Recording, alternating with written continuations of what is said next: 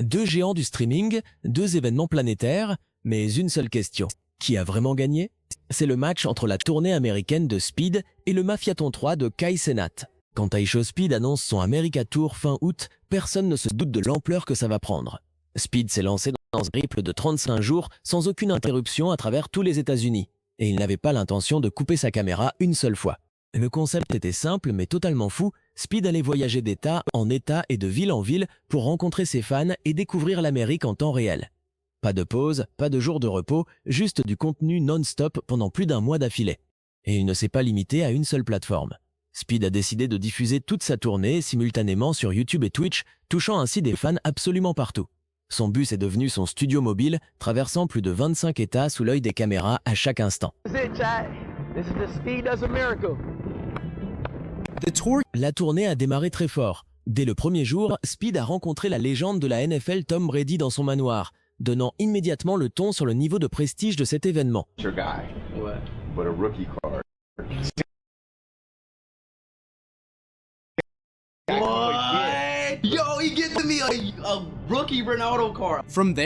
À partir de là, ce fut un tourbillon de chaos et de divertissement. L'un des plus grands moments a eu lieu à Greenville, en Caroline du Nord, où Speed a rejoint MrBeast, l'un des plus gros youtubeurs au monde. Le live est devenu totalement viral, attirant plus de 53 000 spectateurs rien que sur Twitch. Puis vint l'étape de Washington DC, qui est devenue la destination la plus suivie de toute la tournée. Speed a visité le Washington Monument et exploré des lieux historiques dans des costumes improbables, tout en insufflant son énergie légendaire à chaque instant. Ce live a atteint un pic de plus de 210 000 spectateurs sur YouTube. Mais au-delà des vues et des rencontres avec des célébrités, ce qui a rendu la tournée de Speed si spéciale, c'est son authenticité. Il n'était pas enfermé dans un studio à réclamer des dons. Il était dehors, dans la rue, à partager avec ses fans et à créer des moments vrais. À la fin du voyage, Speed a fait un geste qui résume parfaitement l'esprit de l'événement. Après 35 jours de route à travers l'Amérique, Speed a offert une Rolex de 50 000 $ à son chauffeur de bus. Well, I wanted to give you a Rolex, man. No way. Just for a gift, man. Seriously. Take it, man. Take it. Les chiffres confirment ce succès. La tournée américaine de Speed a généré plus de 32,6 millions d'heures de visionnage. Il a aussi gagné plus de 2,2 millions de nouveaux abonnés sur toutes ses plateformes, dont 1,1 million rien que sur Twitch. Pendant que Speed sillonnait les routes, Kai Cenat s'enfermait dans son studio pour ce qui allait devenir l'un des plus grands lives de l'histoire de Twitch, le Mafiaton 3. Today is the day where a lot of big things are gonna take place. Something that I can't believe is even coming, chat. Y'all seen the announcement, y'all see a lot of things. Ce Mafiaton 3 était le 3e marathon annuel d'abonnés de Kai, et cette fois, il était déterminé à briser tous les records possibles. Les règles étaient brutales. Streamer en continu pendant 30 jours, sans jamais couper la caméra. Dormir en direct, manger en direct et vivre sa vie sous le regard de centaines de milliers de personnes à chaque seconde. Pour Kai, ce n'était pas une nouveauté. Il avait déjà réussi des marathons similaires, mais cette année, tout semblait différent. La production était plus imposante, les invités plus célèbres et les enjeux plus élevés que jamais. Hey man, so this is really the last Mafiathon? The last one. Last one ever. Ever. So this time, we gotta go bigger than... Tout au long du mois de septembre, le live de Kai est devenu l'endroit incontournable. Il a enchaîné les invités prestigieux, Snoop Dogg est passé, Kim Kardashian a fait une apparition, la liste des invités ressemblait au gratin du divertissement américain. Mais c'est le grand final que tout le monde retiendra. Pour le dernier jour du Mafiaton 3, LeBron James en personne a débarqué sur le stream de Kai. La légende du basket ne s'est pas contentée d'un simple bonjour. Il est resté pour s'amuser et, dans un moment devenu instantanément viral, LeBron a coupé les dreads de Kai pour célébrer le cap symbolique du million d'abonnés payants. Ce dernier live a pulvérisé les records avec plus d'1 million de personnes connectées en simultané. Ce fut le moment le plus fort de la carrière de Kai et l'un des streams les plus vus de l'histoire de Twitch. À la fin de l'événement, les statistiques étaient vertigineuses. Kai avait généré plus de 84,7 millions d'heures de visionnage. Il a non seulement battu le record d'abonnés sur Twitch, mais il l'a littéralement pulvérisé avec plus de 1 million de subs en un seul mois.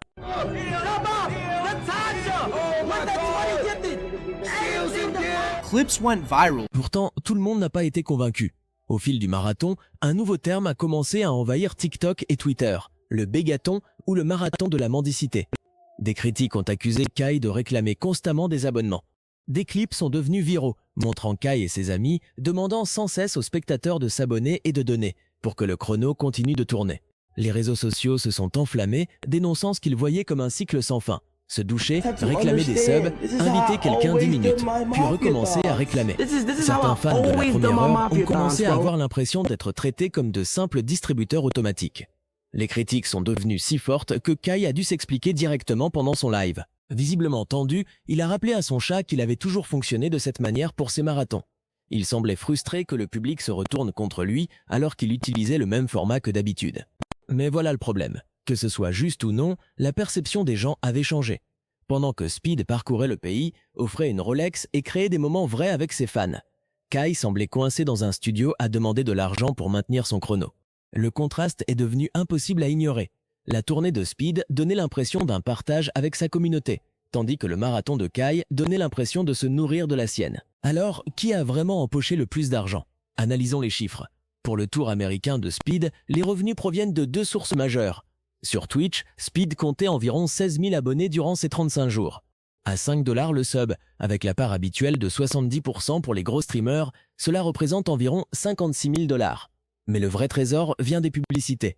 Rien qu'en septembre, Speed a streamé 720 heures avec une moyenne de 11 000 spectateurs. Cela se traduit par environ 1,2 million de dollars de revenus publicitaires sur Twitch pour ce mois-là. Si on ajoute les jours de fin août et début octobre, Twitch a rapporté à Speed environ 1,5 million de dollars au total. Mais c'est sur YouTube que Speed a vraiment touché le gros lot. Ses lives ont cumulé plus de 93 millions de vues. Et comme il s'agissait de longs formats avec beaucoup de publicité, ses revenus sont bien plus élevés que pour des vidéos classiques. Selon des estimations prudentes, Speed a probablement gagné plus de 5 millions de dollars, rien qu'avec la publicité YouTube. Au total, les 35 jours de tournée de Speed ont rapporté environ 6,6 millions de dollars. Let's go! Chat, let's all pray. Maintenant, passons à Kai Cenat. Vous vous souvenez de ses 1,1 million d'abonnés sur Twitch? À 5 $ l'unité, ça représente déjà plus de 5,5 millions de dollars de revenus directs. Mais c'est avec la publicité sur Twitch que Kai a bâti sa fortune.